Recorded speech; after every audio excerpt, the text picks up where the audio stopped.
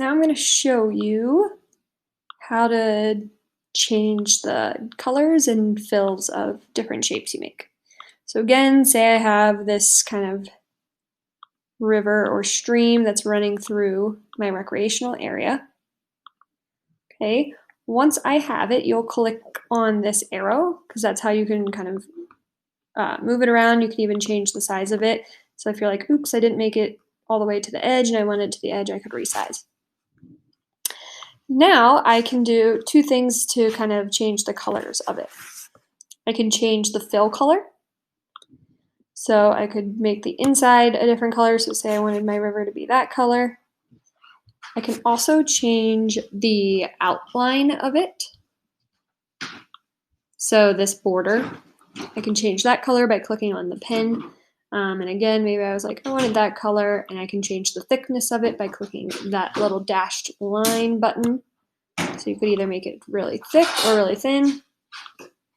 Okay, and then one other thing you can do with the border is you can change whether it's a solid line or a dotted line. And that's right here next to the thickness button. So you could do dots, you could do dash lines, and I think those are helpful, especially when you're creating like outlining where hiking trails are or where your animal habitat area is. I find those